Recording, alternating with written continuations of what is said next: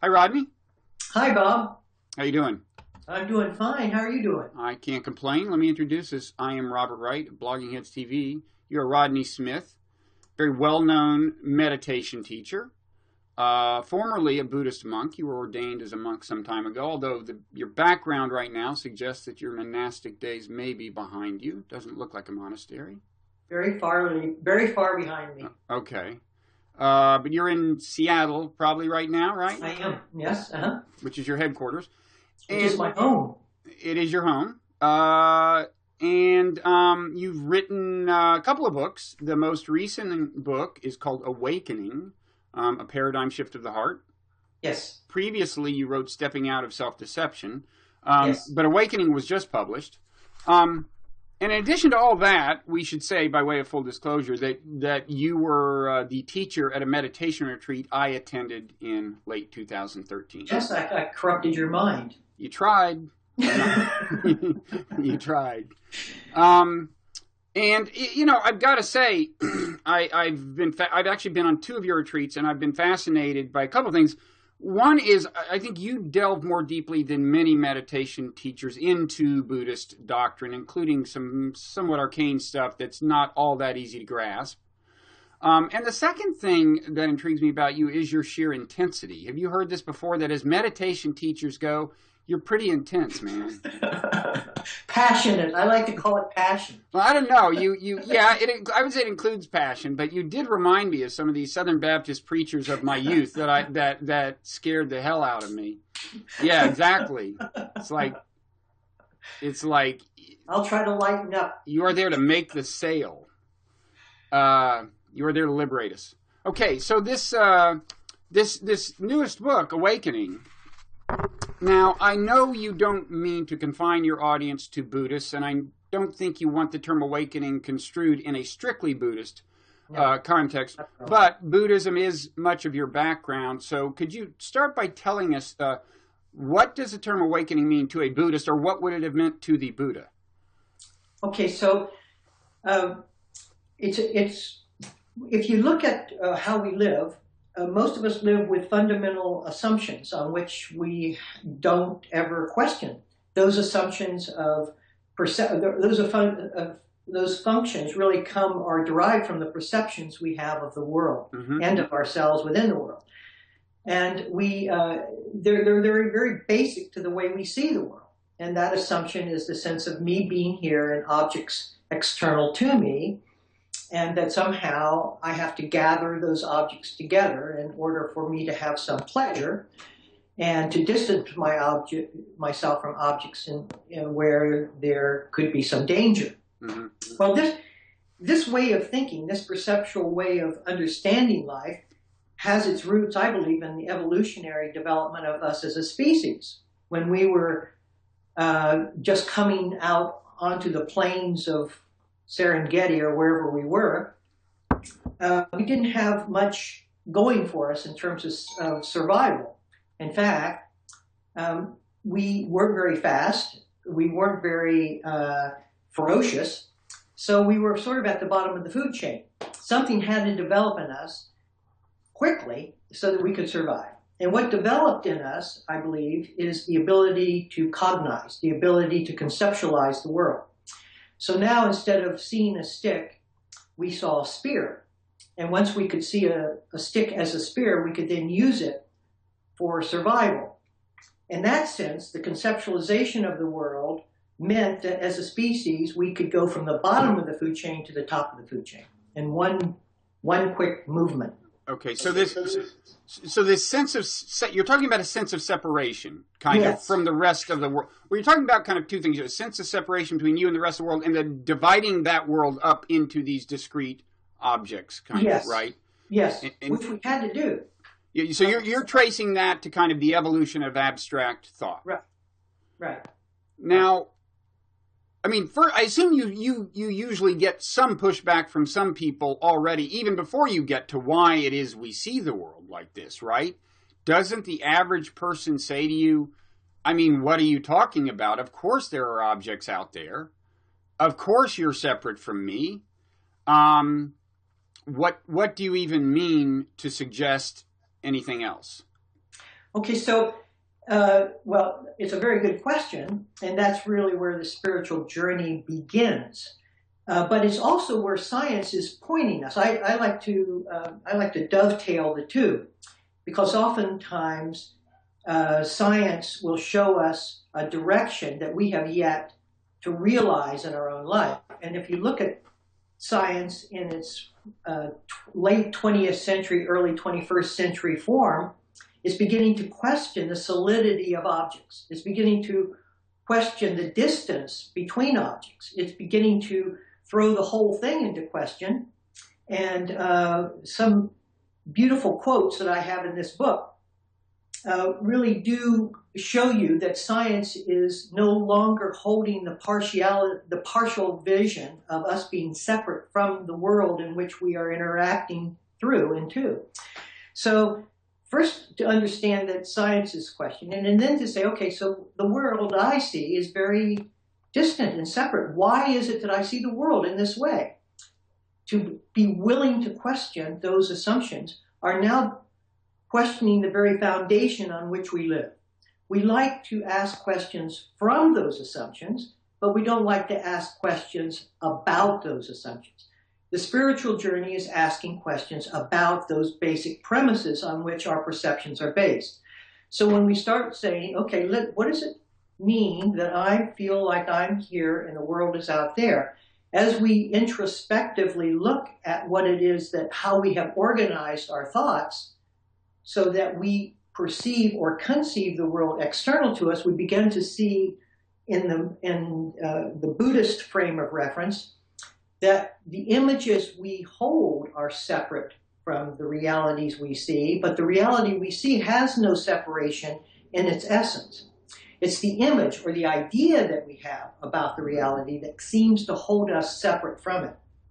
Okay, can I stop you? You mentioned Buddhism, and I said, what does awakening mean to a Buddhist? And I expected you to say somewhere along the line something about the liberation from suffering, maybe, or use the word enlightenment.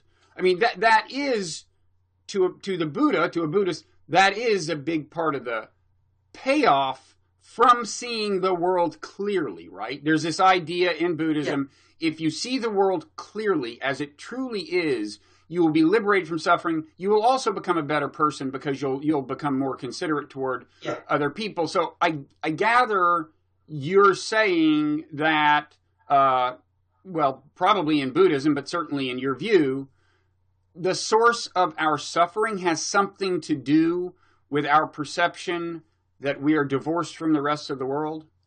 Yes.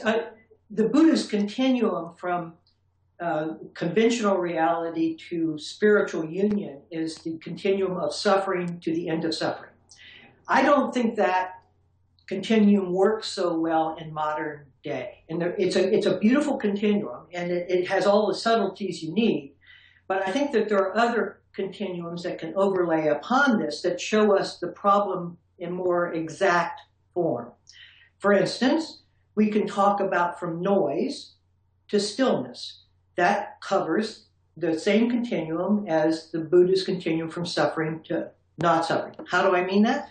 As the noisier we are inside, the more distant and separate and contentious we are with reality, the more we're going to have a conflictual relationship with reality.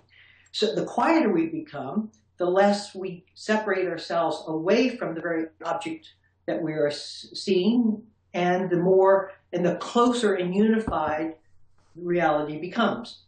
So I think that if we put a different continuum than suffering to the end of suffering, although it holds those same qualities, we can begin to see how we may have misinterpreted the Buddhist direction of suffering to the end of suffering. End of suffering really doesn't mean for most people that the paradigm shifts at all. It's just the paradigm that we're in gets easier. I'm now quiet, I'm now calm, I'm not as reactive, and I'm more equanimous. Those are the qualities we believe are the enlightened qualities of mind. But for me, from my point of view, it's really a change of paradigms that has to occur for full awakening to be realized. So it would lead to Yes. less suffering, more equanimity. Yes. It would lead to these things.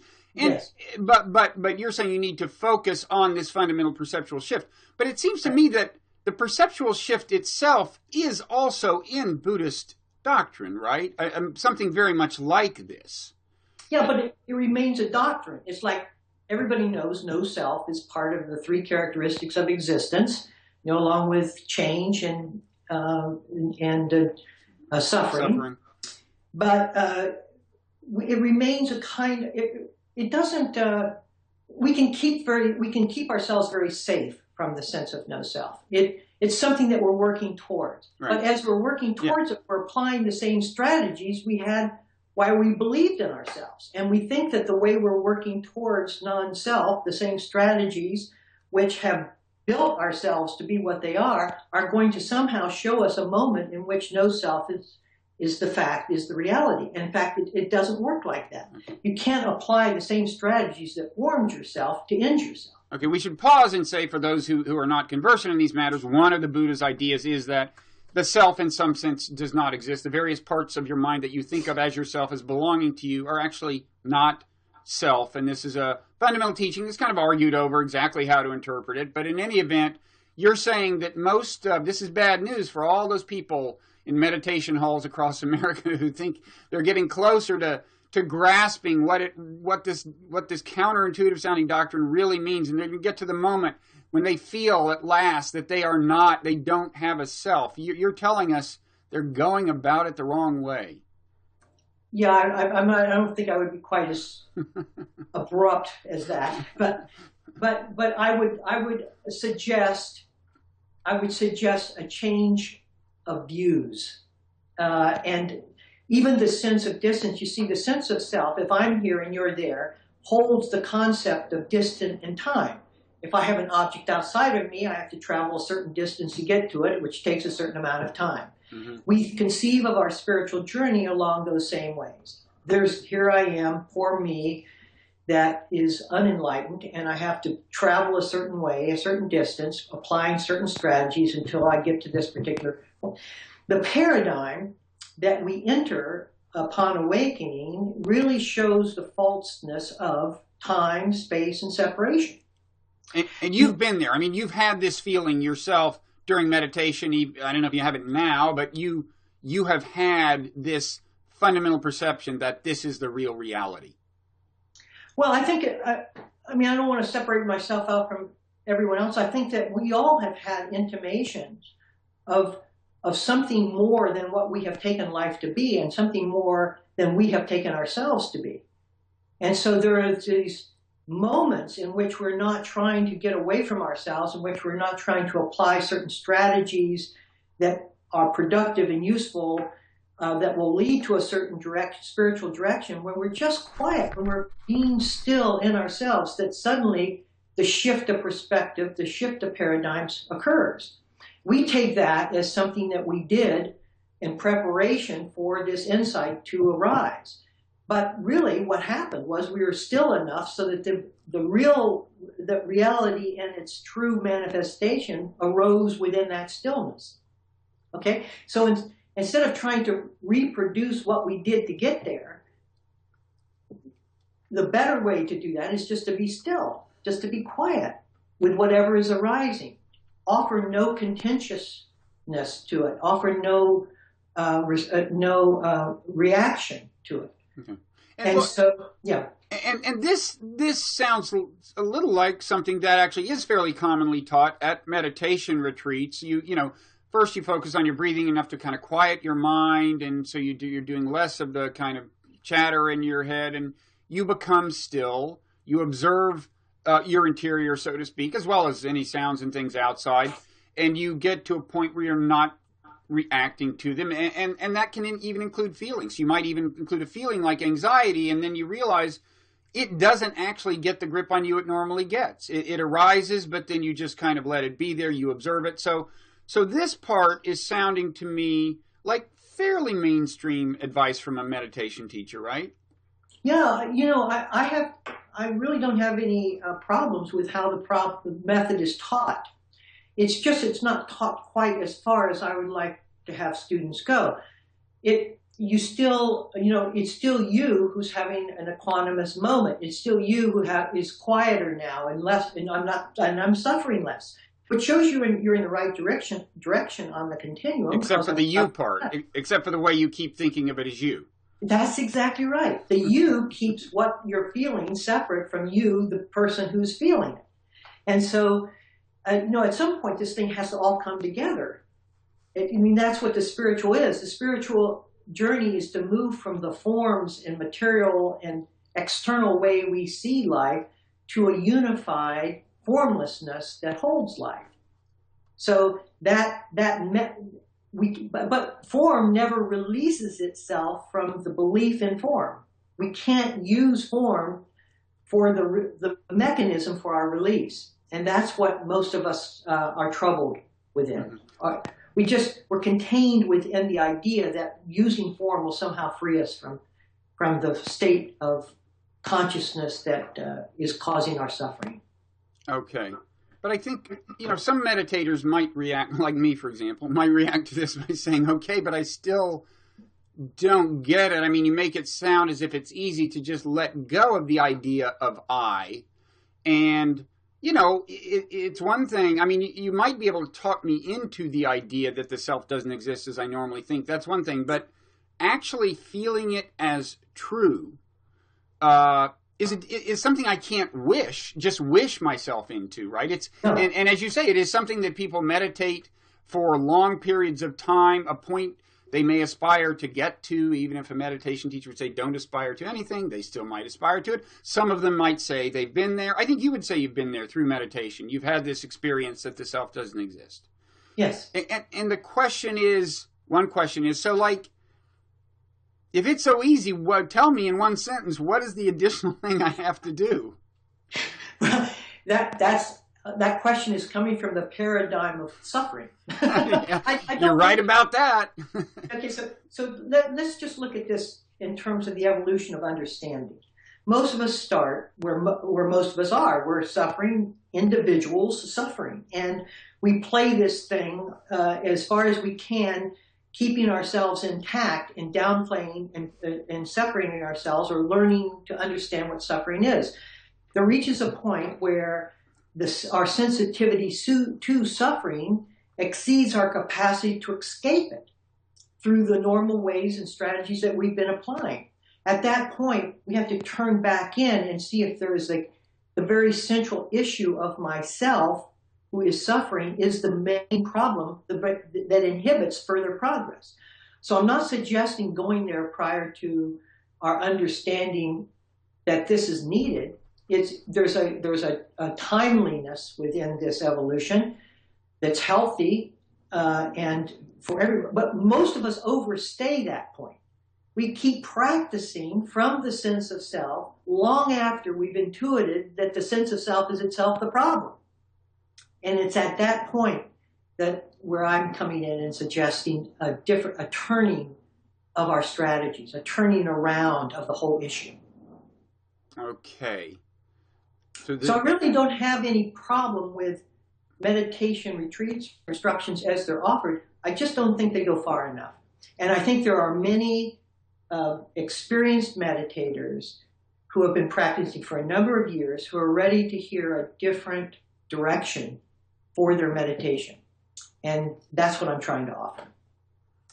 Okay, but and so there's no advice you'd give me about while I'm meditating what to do. I know what you're saying. You're saying drop the part about the self.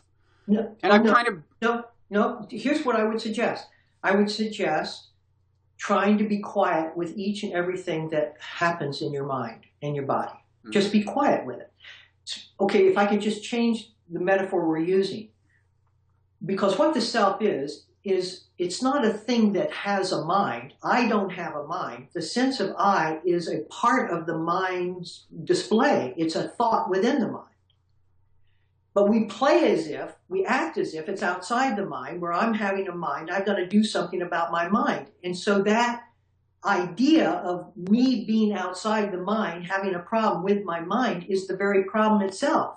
And so that as long as even if I'm getting quieter in myself and my mind's getting quieter. This is a very happy environment now. Still, the sense of me being separate from my mind is the basic division that creates the suffering, the subtlety of suffering as we adventure forward.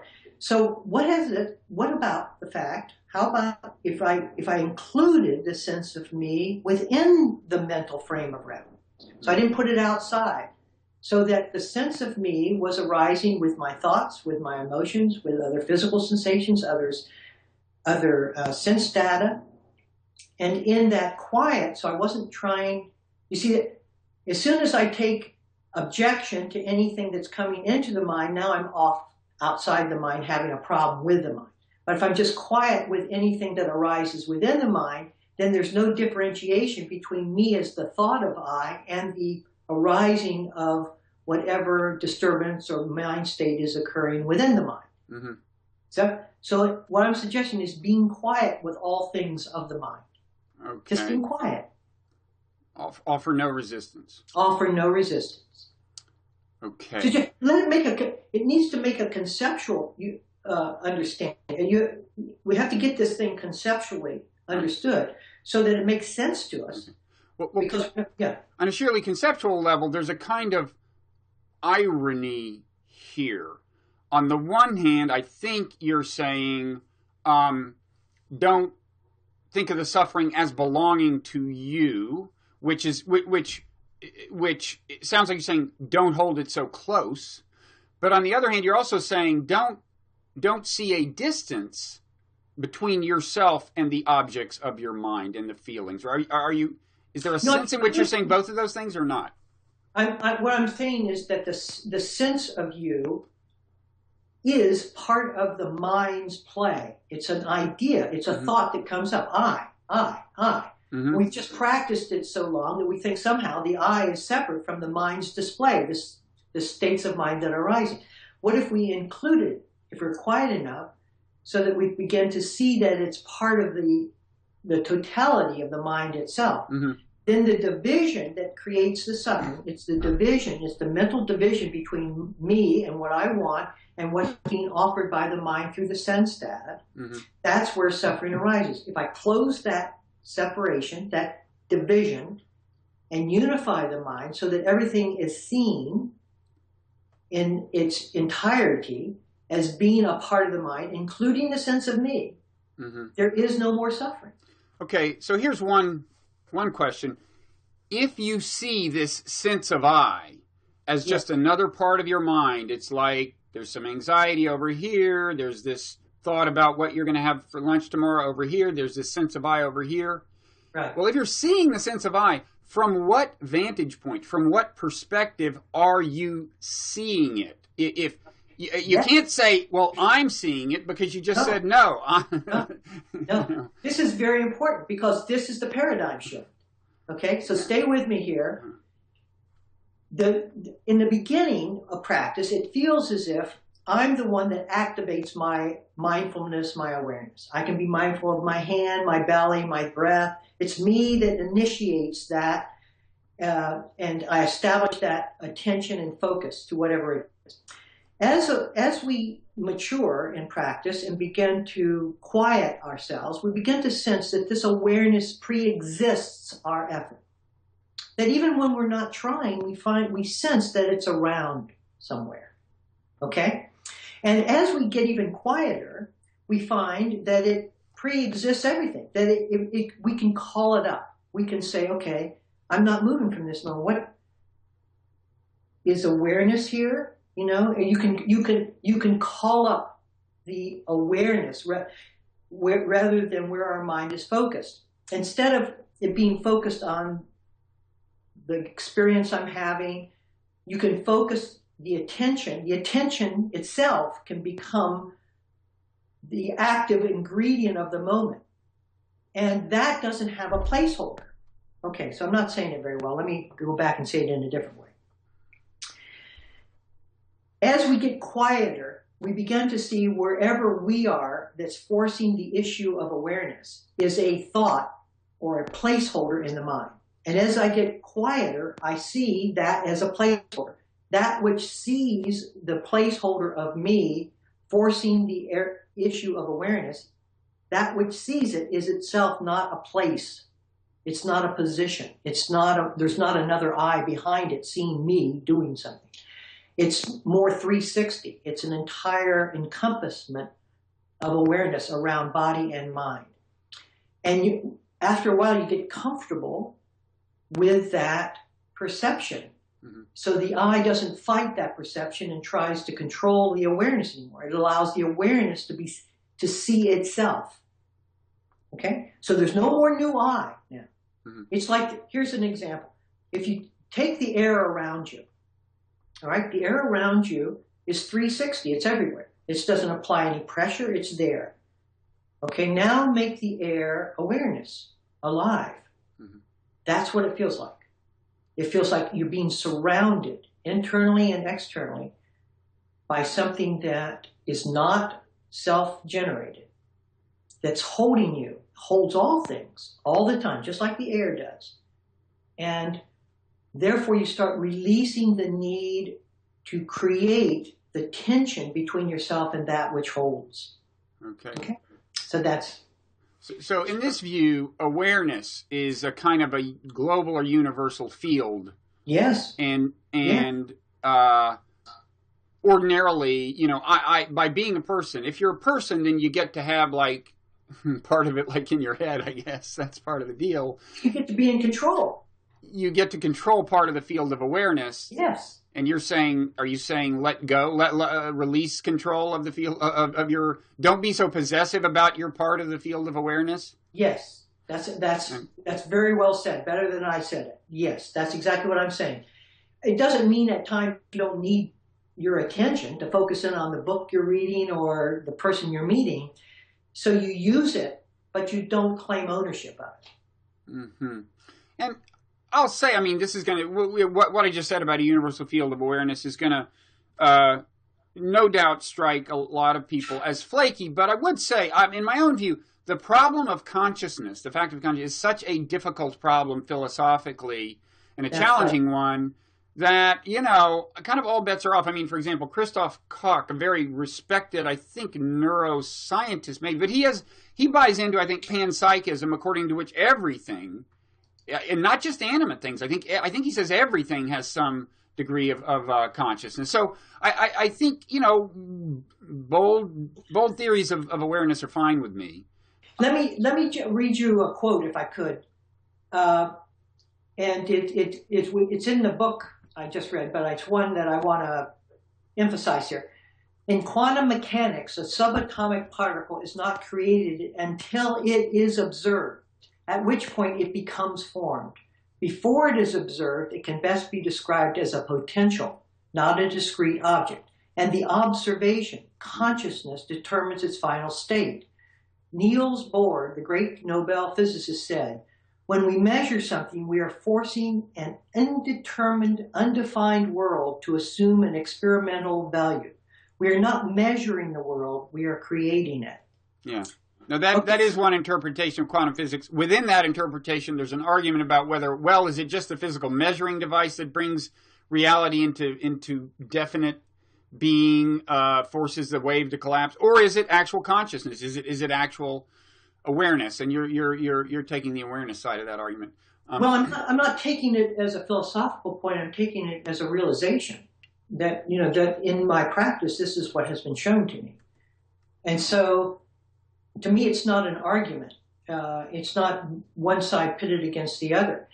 And so but it's not just, it's available to all of us. If we work it in alignment with the strategies that are needed, which are the strategies of some of the, they're within most of the ancient traditions, we'll begin to find or sense that in ourselves. Okay.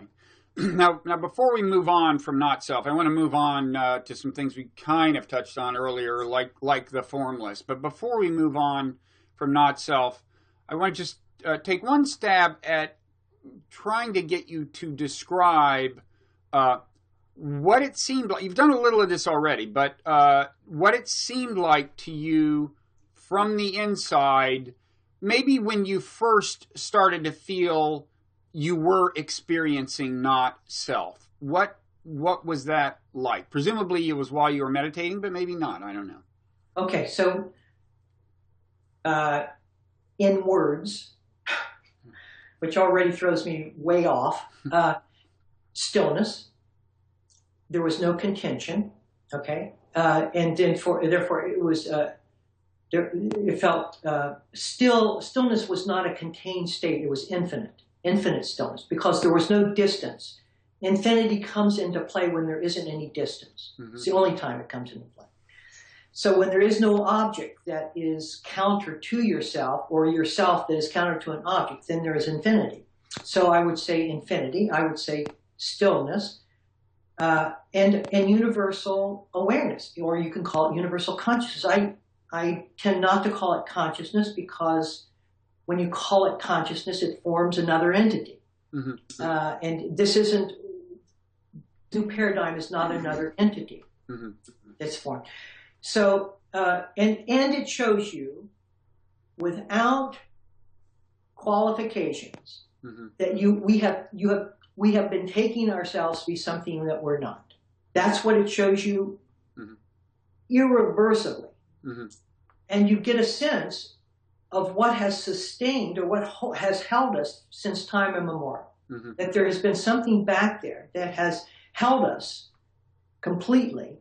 And I don't mean in any kind of biblical sense, or, in the being held in the arms of Jesus. I don't mean any of that. I mean that there is something infinite that has always surrounded us, the limited, and that we just are so focused on the material forms of limitation that we miss this other. Mm-hmm. Okay, so if that has if some of your listeners are in conflict with that, I would say, instead of protest, look and see, is it true for yourself? I'm just inviting an inquiry. I'm not trying to establish an argument. Okay. And are you? I think you'll tell me no. The answer is no. That I'm thinking of this in the wrong way. But I'll do it like a Baptist preacher. You will. Yes, you will. But would you? I think you're going to hate the whole way I frame this question. That's okay. You say it. But are you making progress toward this when during meditation you get to a point that I've kind of experienced where, you're feeling something within your body, tingling, pain, whatever. You're hearing a bird from outside of your body, and you kind of think, it's not so clear to me what the difference is between those two.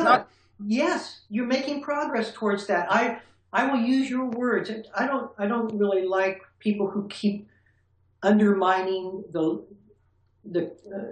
speech of how this is presented. Okay? Yes, you are making progress. When you become quieter inside, less protest, less resistance, you are moving towards the end of suffering. And you feel it in yourself. And so, as long as you can say, I'm suffering less, I'm more buoyant, I'm happier, you find you're moving in the proper direction spiritually. Mm-hmm. At some point, there's a threshold where the very sense of you is the suffering itself. The sense of me seeing life separate from me has a tension that begins to get your notice. And at that point, how you work with that changes the nature of how you have been working. That's all. Okay. So you do accept what is in some ways a Buddhist teaching, that the source or a source of suffering is this delusion that you are a self or have a self. Well, yes. Yeah. Central to Buddhism is that premise. And Buddhism even defines dukkha, or suffering, in a number of ways. The final and most sensitive way it describes that is the sense of me being separate from. Mm-hmm. That's what I'm referring to, mm-hmm. is that the tension of me being outside of life, mm-hmm. thinking about life, but not really being at the vortex of where life is happening, there's a tension there. Mm-hmm. So you're always one step just outside of the living situation, pondering the situation, reflecting upon the situation, thinking about the situation, but not really entered into the situation. That distance becomes an irritant. And when it becomes an irritant, there's a natural curiosity that says, what's going on here? That's creating this sense of distance from life. Mm-hmm. I want to know what life is from the inside out, not from some side position. So then in theory, you must be a pretty happy person.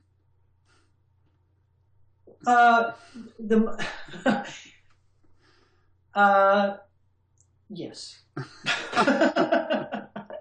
Yeah, I am a pretty happy person, yes. And there are still times when I get annoyed and irritated and all the other states of mind that come up. But it's framed, those states of mind are now being framed in ways that don't, there's not a strong personalization of them. Mm-hmm. That's the best I can do for that. Yeah.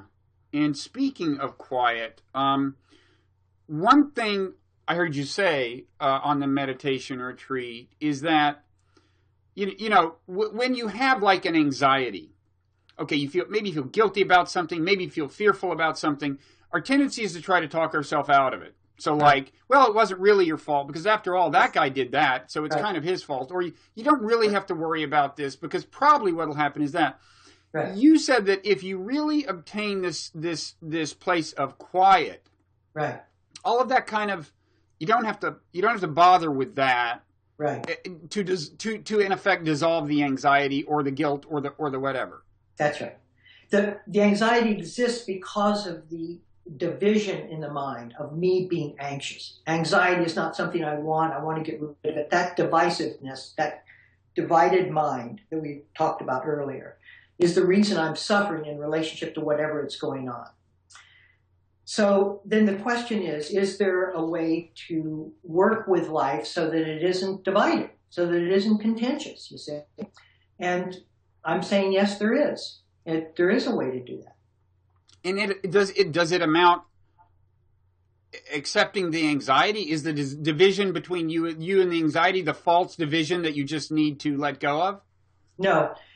Okay, so the first half of the continuum, this is in my book, by the way, the first half of the continuum, we try to adapt our way into the states of mind. So as you said, you know, here I am, I'm anxious again. I shouldn't be so anxious. I've been practicing for so many years. Okay, so let me release the tension in my body. Let me relax the body. Let me see what's going on in my mind. We do an adaptation, an adaptive response to the problem we perceive. Mm-hmm. We're making the problem real. Now, just bear with me. We're making the problem real because we are identifying it as something we don't want. And we're working with what we don't want to try to smooth over or make it easier. That's an adaptation, okay? So this new paradigm doesn't work in adaptive approaches. So just bear with me. It works with stillness. It does not resist. It doesn't try, when you're working in adaptation, you still have the I talking to the mind in adaptive ways so that the I can feel better about what's going on in the mind. Okay? When you're working within the new paradigm, you cease any conflict whatsoever, bringing a unified quality of self and other state of mind, self and state of mind within that unification, and the division drops away completely. And the problem is completely resolved in that unification. It's not letting go in the sense that I am efforting to do something in order. It's a simple wisdom, factor of wisdom that releases, or if I could use the word surrenders any objection or resistance to what it is going on. What you're surrendering is the act of separation. I'm surrendering the need to be separate from the problem. This terrible problem that I've worked with my whole life, I'm surrendering the need to be separate from it. So you're accepting it. Acceptance is often an adaptation. Now I'm accepting it. This is the elimination of you in relationship to a problem. Okay? It goes back to the central issue of anatta or selflessness. Yeah. You never were someone. Right. We just kept configuring ourselves in relationship to the problems that existed. If the problem and you can come together, and not be in isolated positions like boxers in opposite corners. You can meet in the center of the ring and there's only one thing going on. What is that? Awareness. Okay. Okay, so I know I lost you there a little bit, Bob. No. Well, I think, it's just not hypothetical. That's what I really want. Well, right, but you're saying that as somebody who's been there. And I've talked to other people who say they've had the experience of no self. And it's no longer hypothetical to them. And I know it's something, it is a state that they've experienced that I haven't experienced. And you can argue whether it's a valid, accurate apprehension of reality or whether it's some kind of illusion, but it's something they've had that I haven't had. And I don't deny that, but it makes it easier to see what it means if you've experienced it, I think. It does. And so much of the turmoil of the spiritual journey is working with this issue. There's no question. It's a very, very subtle issue. Mm-hmm. And that's why I say, just work in the direction, in my first book, Stepping Out of Self-Deception, I say work in the direction of interconnectedness. And at some point, interconnectedness will turn itself into selflessness. By interconnectedness, I mean, don't put things outside your life. Don't let the difficult divide you or separate you from itself. Just start bringing everything that's happening inside of you, because that's really what causes the separation. Just start acknowledging it. Just start, okay, so this, let me connect with this too. Let me connect with this thought. Let me connect with this emotion. That sense of continuous interconnectedness leads to the understanding and discovery and realization of not self. Okay. That sounded a little like acceptance, though, the way you put it, which you said is not the right word earlier, but okay, it's whatever. Not the right word from no self. It is the right direction to take prior to that realization. Okay, good. Does that make sense? Yes, then I am on the right path. Yes, you are on the right path. I'm on the path to salvation. You are on the path to salvation. I'm glad to hear that. No, again, I don't want in any way for this to throw you out of sorts. It's not meant to do that. It's just meant to show that there's a continuation here of the themes of whatever we've been practicing. Mm-hmm. And at some point, it becomes very important to practice in alignment to that theme. Okay. So let's get back quickly to an idea you kind of alluded to at the beginning that I know is important to your thinking that you mention in the book. For example, when you say no one knows what a single thing is, and that is the idea of what you call the formless. And I want to emphasize this is not some kind of thing you invented. It's something you hear from Buddhists. From Buddhists in the Mahayana tradition, you sometimes hear it as the doctrine of emptiness, but it is to some extent the same thing. It's about this idea that you tend to think of things as having essences. That leaf has essence of leaf. And it's a skepticism about essence, among other things. Right? You know, all of Buddhism is really meant to divest our energy from formation, from forms. I mean, that's why we apply a Nietzsche change. That's why we apply a suffering, is because to show you that when things are outside of you, when the material world exists as separate from you, there's going to be trouble. There's going to be agony. There's going to be tension. There's going to be conflict. Okay, so it's to divest the way that we impart energy to things, making them what they are. We make them what they are through our knowledge base, through our history, through et cetera, et cetera. Okay? So what happens to that energy? I like the scientific component here, is that energy always remains constant in any system. I think that's one of the thermodynamics. It doesn't. Yeah. I'm not a scientist, but I like the interplay between the two. In any case, when you divest the energy from making objects things, what happens to that energy? And lo and behold, it goes to the formless. It doesn't stay within form. And the formless is the awareness we've been talking about. You get a sense of the awareness. I mean, if your listeners could just, or would just, with my speaking quiet sufficiently, so that you're not investing in whatever it is that's being said in terms of argument, but just listening and just being quiet, suddenly you'll find that there is something else in the room besides yourself, something else that the sense of presence, the presence. And that presence is because we are no longer solely interested in the formations around us. So that's what has to happen. We have to divest energy in the formations in order for the formlessness to be seen. Now, the problem is that we're not very good at doing that. And so we make formed objects to represent the sacred, like crosses, like Buddha statues. Those are forms that are supposed to remind us that the sacred is close.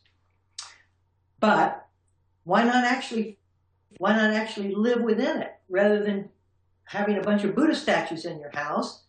Why not actually live within that proximity of awareness by just understanding the limitation of what form can give us? Form will never satisfy us. Form will never be completely fulfilling. Mm-hmm. That's Buddhism 101. Okay, so yeah, go ahead. When you talk about formless, you're not denying that the desk behind you in some sense exists. No. Or that leaves exist or cars exist.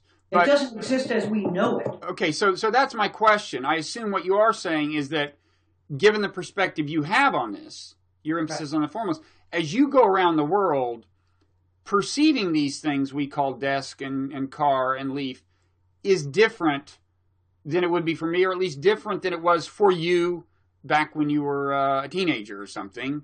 And I'm wondering if you can describe the difference. What's it like to go around the world really, realizing the idea of the formless, even as you encounter these things that look like forms? Okay, so we just focus in on some form around you, for instance, like, eyeglasses or something or whatever. You're not going to get out of or get away from the knowledge you have about what it is that you see. That's impossible, nor do you want to. You want to be able to pick up a pair of glasses and put it on, not think it's a pencil that you're going to write with. Mm-hmm. Of course, you want the utility, the functionality of the world to continue.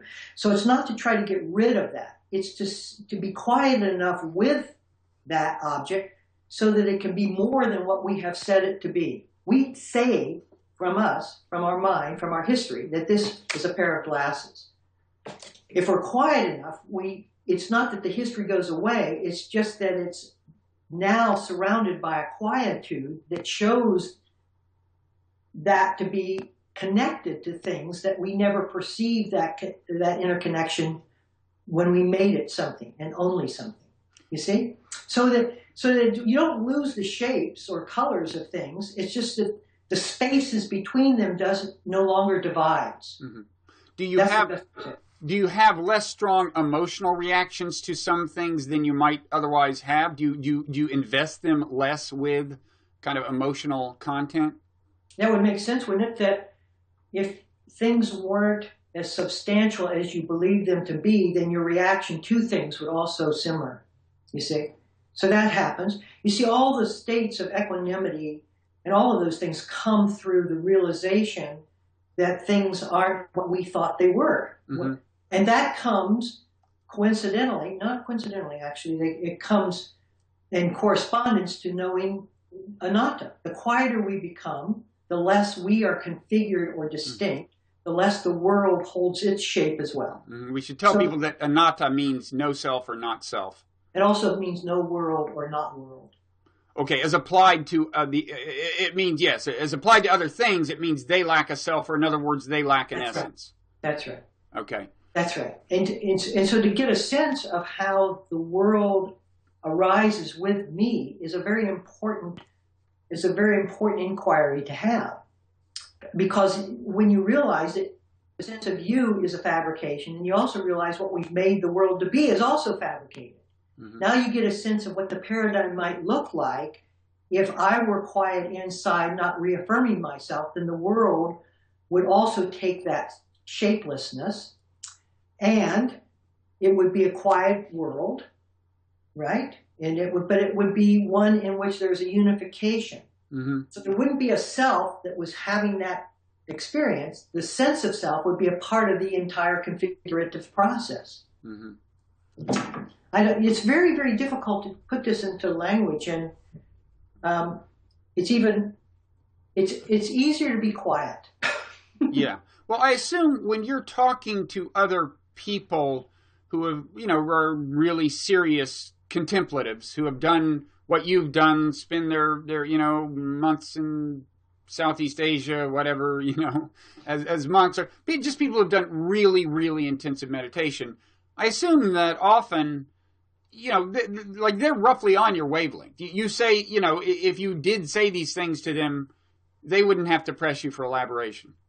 No, there's a common language. I mean, there's a common experience. Mm-hmm. No matter what tradition you come from, there's a common experience. The denominator is the same. The numerators are all different. I'm Christian, I'm Buddhist, but the denominator is the same. And so there isn't a lot of controversy, I think, among people who have realized the truth of life.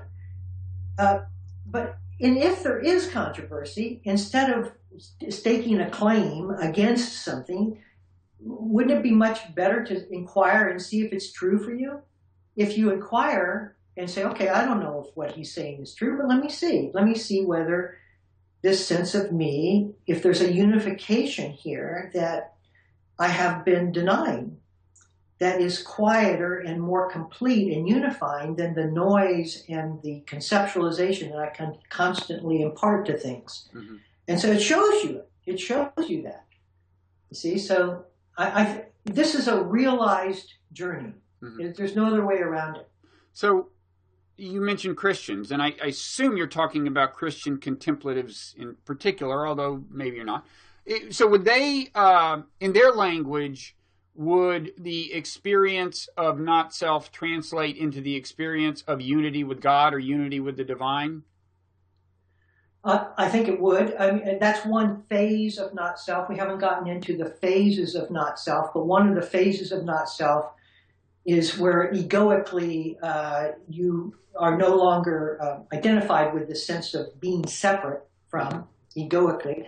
And then that's where all the manifestations of union and oneness and, being of God and all of that, that's where that comes in.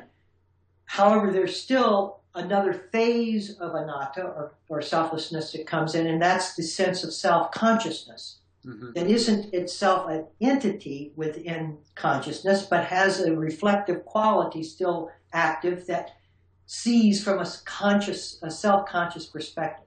And that's the last phase of anatta that over time diminishes. Christians who have the sense of being a part of God are obviously the same as a Buddhist that claims a different reference or a metaphor for that. There's only really one way this thing can unfold. You're either going to force your energies into form, or you're going to allow those energies to show you the sacred of formlessness. I mean, it's only two directions. So if whoever is sincere in whatever tradition, if they start divesting that from the material world, like Christ said, don't lay up your treasures where rust doth corrupt or thieves let in, well, guess what? Then you see the kingdom of God in front of you. And I think Christ said, stay forever awake, for the kingdom of God is at hand. So he was intimating that same pathway. Mm-hmm. So now you were brought up a Christian, right? Episcopalian. Mm-hmm. And you continue to relate Buddhist teaching, Buddhist experience, or you might say Eastern mystical tradition experience, to kind of Christian and maybe other Abrahamic experiences. Do you kind of make a point of that, or it's just natural given your background, or what? No, I think that this culture is predominantly Christian, and I like to show that what they've been doing their whole life has not been wasted.